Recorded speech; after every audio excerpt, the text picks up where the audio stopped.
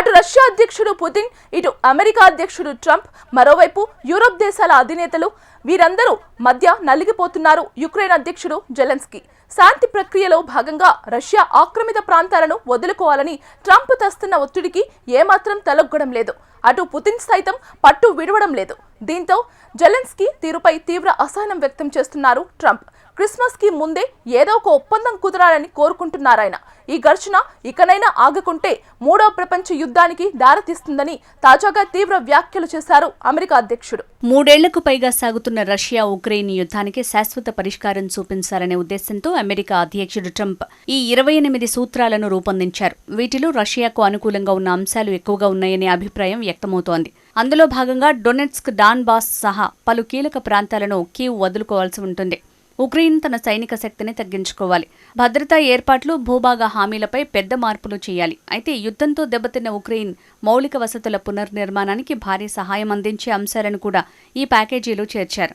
ఈ ప్యాకేజీ పట్ల ఉక్రెయిన్ అధ్యక్షుడు జెలెన్స్కీ అసంతృప్తిని వ్యక్తం చేశారు. డాన్బాస్ ప్రాంతాన్ని రష్యాకు అప్పగించేందుకు సిద్ధంగా లేమని స్పష్టం చేశారు. దేశ భూభాగానికి సంబంధించిన ఏ నిర్ణయమైనా జాతీయ ప్రజాభిప్రాయ సేకరణ ద్వారానే తీసుకుంటాం, ఏకపక్ష నిర్ణయం ఉండదు అని అన్నారు. అయితే ఉక్రెయిన్ అధ్యక్షుడు జెలెన్స్కీపై అసహనం వ్యక్తం చేశారు అమెరికా అధ్యక్షుడు డొనాల్డ్ ట్రంప్. యుద్ధం ఆపేందుకు అమెరికా ప్రతిపాదించిన శాంతి ప్రతిపాదనలను ఆయన పూర్తిగా చదవలేదని మండిపడ్డారు. జెలెన్స్కీ తీరు పట్ల నేను కొంచెం నిరాశ చెందాను. 8 యుద్ధాలు ఆపిన నాకు రష్యాతో ఎలా యుద్ధం ముగించాలో తెలీదా అంటూ ఘాటు విమర్శలు చేశారు. తమ ప్రతిపాదనను ఉక్రెయిన్ ప్రజలు ఇష్టపడుతున్నా జెలెన్స్కీ మాత్రం అంగీకరించడం లేదని ఆరోపించారు. ఈ శాంతి ప్రణాళికకు రష్యా కూడా సుముఖంగానే ఉందని తెలిపారు. అయితే ఈ యుద్ధాన్ని ముగించే దిశగా కొత్త శాంతి ప్రతిపాదనలను అమెరికాకు అందించేందుకు సిద్ధంగా ఉన్నామని జెలెన్స్కీ తెలిపారు. యుద్ధం తర్వాత ఉక్రెయిన్ పునర్నిర్మాణం, ఆర్థిక అభివృద్ధికి సంబంధించిన విస్తృత ప్రణాళికపై ఇరు దేశాలు చర్చిస్తాయని అన్నారు. అలాగే యుద్ధం ముగించే దిశగా 20 పాయింట్ల ప్రణాళికకు చివరి మెరుగులు దిద్దుతామని తెలిపారాయన. ఉక్రెయిన్, రష్యా మధ్య శాంతి ఒప్పందం త్వరగా కుదరకపోవడంతో అమెరికా నుంచి ఒత్తిడి పెరుగుతోంది. క్రిస్మస్ కి ముందే ఏదో ఒక ఒప్పందం కుదరాలని ట్రంప్ కోరుకుంటున్నారు.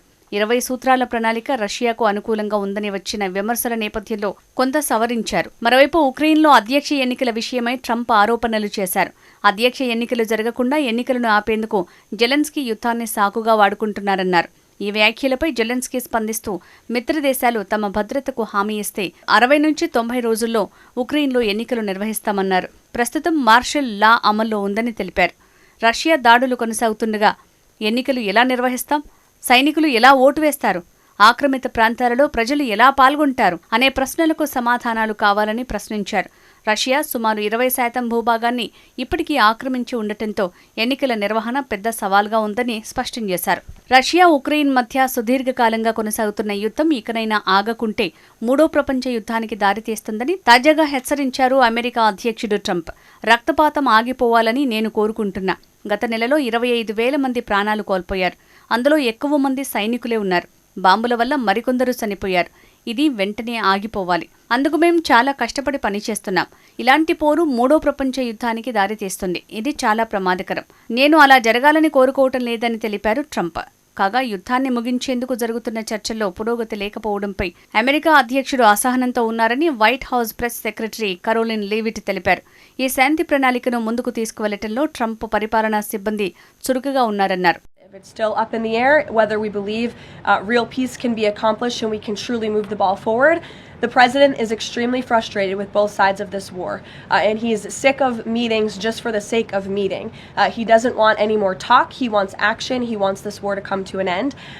And the administration has spent more than 30 hours, just in the past couple of weeks, meeting with the Russians and the Ukrainians and the Europeans and speaking with them as well. So we'll see about the meetings this weekend.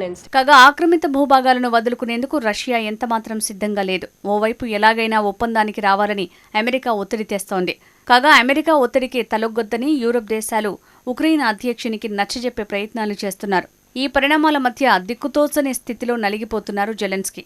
వాస్తవానికి Joe Biden హయాంలో America, Europe దేశాలు ఉక్రెయిన్కు మద్దతు ఇచ్చాయి.